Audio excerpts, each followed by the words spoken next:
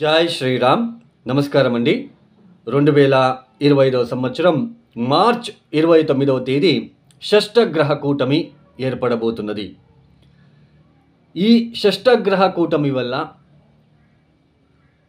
మనకి సమాజానికి ఎలా ఉండబోతున్నది, మరియు ద్వాదశ రాశుల వాళ్ళకి ఎలా ఉంటుంది అని తెలుసుకునే ప్రయత్నం చేద్దాం.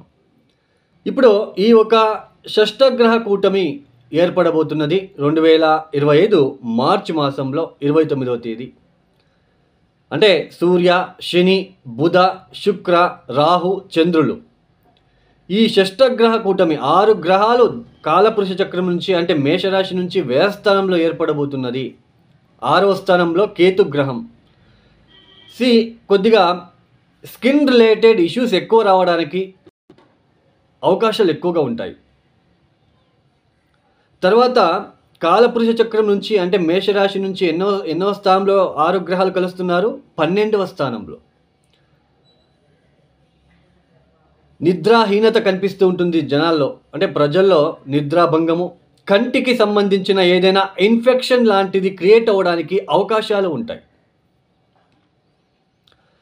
కంటికి సంబంధించిన వ్యాధులు ఒక వైరస్ లాగా ఏదైనా స్ప్రెడ్ అవ్వడానికి కూడా చిన్న ఛాన్సెస్ ఉంటుంది. అంటే మనకు ఆల్రెడీ వస్తూ ఉంటుంది. కంటికి వస్తే అద్దాలు పెట్టుకుంటాము, అది వైరస్ లాగా ఎవరికైతే కంటికి ఇబ్బందులు ఫేస్ చేస్తూ ఉంటారో ఆ కన్నుని ఇంకొకరు బాగున్న వ్యక్తి చూస్తే వాళ్ళకు కూడా వైరస్ లాంటిది మనకి స్ప్రెడ్ అవుతుంది. అలా కంటికి సంబంధించిన ఇబ్బందులు ఎక్కువ ఫేస్ చేయవలసిన ప్రమేయం కూడా వస్తుంది. కొంచెం జల ప్రళయాలు అంటే ఇక్కడ అవ్వడానికి అవకాశాలు ఎక్కువగా ఉంటాయి. ఎందుకంటే జలతత్వ రాశిలో 6 గ్రహాలు మనకి కలుస్తున్నారు. చంద్రుడు కూడా అక్కడే ఉంటున్నాడు. తర్వాత పైగా కుజుడు మనకి కుజస్తంభనం కూడా జరుగుతున్నది ఆ సమయంలో కర్కాటక రాశిలో సంచారము. కొంచెం సామాజిక వర్గంలో కొంచెం ఏదైనా ఇబ్బందులు ఎక్కువ అయ్యే సూచనలు కొద్దిగా మార్చ్, ఏప్రిల్, మే, జూన్, జూలై, ఆగస్టు వరకు మనకి కనిపిస్తుందనే తెలుసుకోవచ్చు.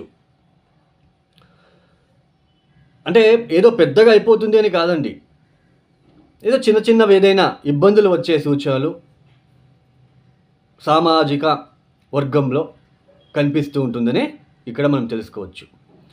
అందులోన సూర్య, శని, రాహు ఒకే ఇంట్లో కలుస్తున్నారండి. కొంచెం ఇబ్బందులు ఎక్కువగా ఉంటాయి. కొద్ది రోజులు ఈ మార్చ్, ఏప్రిల్ మాసంలో కొంచెం ఇబ్బందులు ఎక్కువ ఉండడానికి అవకాశాలు ఉంటాయి. ఈ షష్టగ్రహ కూటమి వల్ల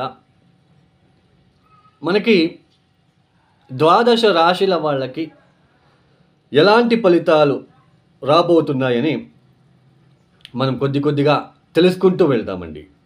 ఇక తదుపరి రాశి కన్యా రాశి. ఈ కన్యా రాశి వాళ్ళకి ఈ షష్టగ్రహ కూటమి అనేది మనకి 7వ స్థానంలో మీ జన్మరాశిలో కేతు, 7వ స్థానంలో 6 గ్రహాల కలయిక అనేది జరగబోతున్నది.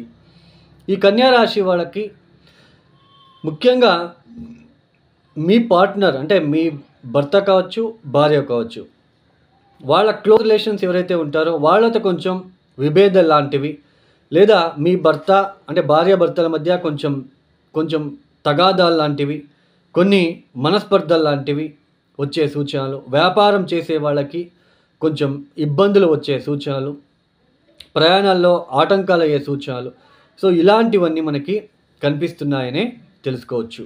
కొంచెం మతిమరుపు ఎక్కువ అవడం లాంటిది కూడా ఈ సమయంలో మీరు చూడవచ్చు. తర్వాత మీ కాన్ఫిడెన్స్ లెవెల్ తగ్గడం లాంటిది, లేదా 10 నిమిషాలకు ఒకసారి బుద్ధి చాంచల్యం ఏర్పడుతూ ఉంటుంది.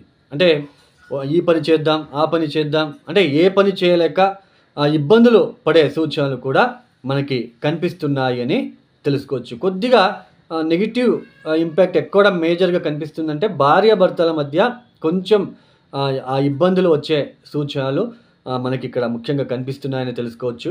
మార్చ్, ఏప్రిల్, మే వరకు కూడా. మొత్తానికి ఈ కన్యా రాశి వాళ్ళకి కొద్దిగా డిస్టర్బెన్సెస్ ఏర్పడినప్పటికీ నవమ స్థానంలో గురు ఉంటున్నాడు కాబట్టి దైవ బలం మిమ్మల్ని రక్షిస్తుంది.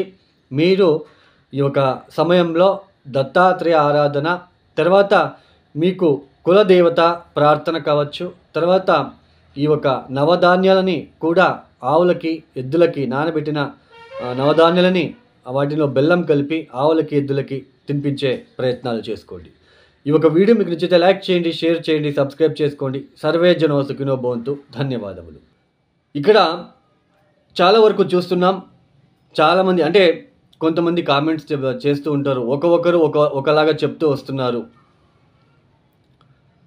అంటే ఒక జ్యోతిష్కుడేమో బాగుందంటాడు, ఒక జ్యోతిష్కుడేమో బాగాలేదంటున్నాడు. ఇలాంటి కన్ఫ్యూజన్ ఎక్కువ ఏర్పడబోతున్నది మన ప్రజలకు.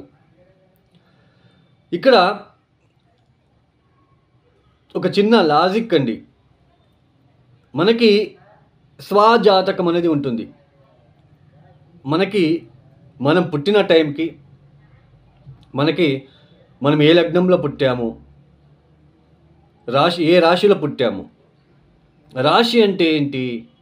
ముఖ్యంగా రాశి ఫలితాలని ఎక్కువ మీరు థింక్ చేస్తూ ఉన్నారు. రాశి ఫలితాలు అంటే, రాశి అంటే ఏంటి తెలుసా? మన మనస్సు. ఇప్పుడు మన మనస్సులో ఏదో ఒకటి అనుకుంటాం. రాత్రి పడుకునేటప్పుడు రేపు సాయంత్రం లోపు నేను ఆఫీసులో ఇంత వర్క్ చేయాలి అని మీరు మనసులో వచ్చేస్తుంది. ఓకే, ఉదయాన్నే మీరు ఆఫీస్కి బయలుదేరుతారు.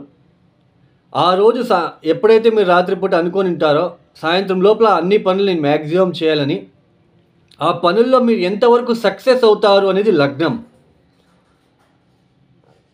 ఇదే అండి లగ్నం అంటే.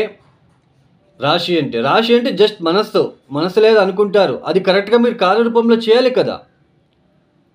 దాన్ని ఎంతవరకు మీరు సక్సెస్ చేస్తారు అనేది లగ్నం ఇంపార్టెంట్. లగ్నం చూపిస్తుంది. అంటే దశాభుక్తిలో మనకి మంచి దశాభుక్తులు జరుగుతూ ఉంటే మీరు అనుకున్నట్టుగానే, మీ మనసులో వచ్చినట్టుగానే మీరు చేసేస్తారు. చాలామందికి ఆశలు ఉంటాయి, నేను కారు కొనుక్కోవాలి, బస్సు కొనుక్కోవాలి, లేదా ట్రావెల్స్ ఓపెన్ చేయాలి, లేదా ఒక మంచి బిజినెస్ ఓపెన్ చేయాలి, ఇలాంటివి అనుకుంటారు. బట్ దాన్ని చేయాలి కదా, దాన్ని కార్యరూపంలోకి రావాలి కదా. అది అప్పుడు మనం లగ్నాన్ని చూస్తాము. అంటే ఆ లగ్నం నుంచి ఏ గ్రహాలు ఎక్కడెక్కడ ఉన్నాయి, ఏ దశాభుక్తి జరుగుతుంది, సో ఆ దశాభుక్తి వీళ్ళకి యోగిస్తుందా,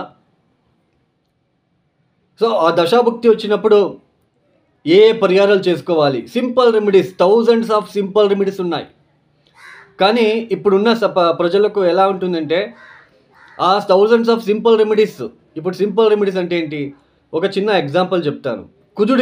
కుజుడు ఇబ్బంది పెడుతూ ఉన్నప్పుడు ఈ సాంసారిక విషయంలో ఇబ్బందులు ఉంటాయి. కుజుడే మెయిన్ మాంగళ్యకారకుడు. మనకి భార్యాభర్తల మధ్య సరైన పొంతన లేకుండా ఇబ్బందులు చాలా అనుభవిస్తూ ఉంటాము. మెయిన్ కుజుడు.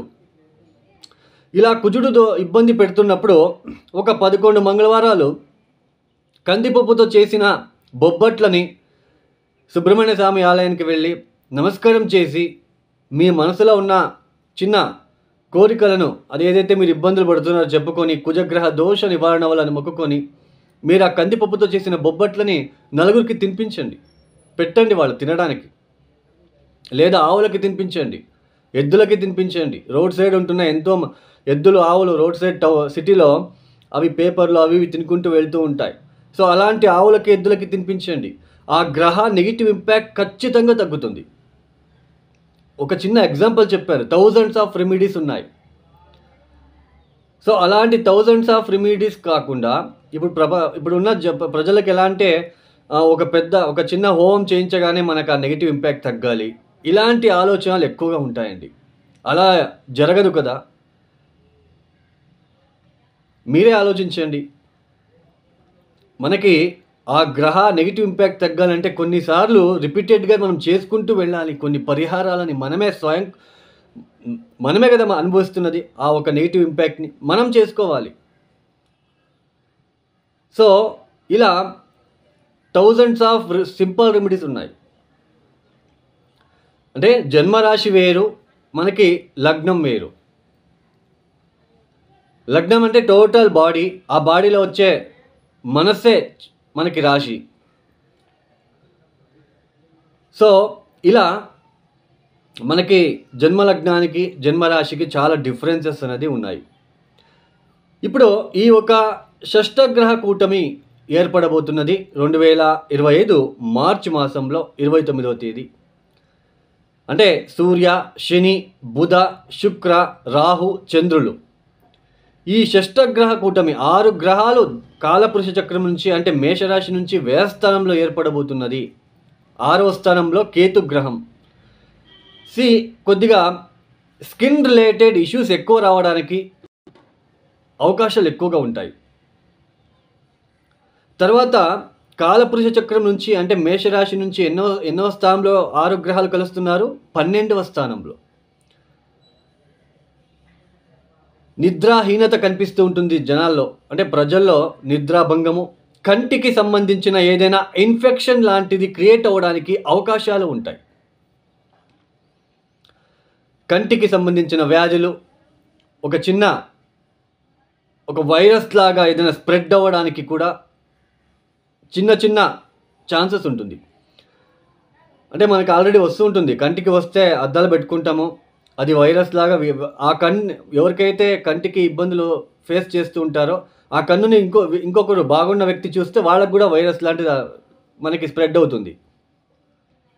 అలా కంటికి సంబంధించిన ఇబ్బందులు ఎక్కువ ఫేస్ చేయవలసిన ప్రమేయం కూడా వస్తుంది.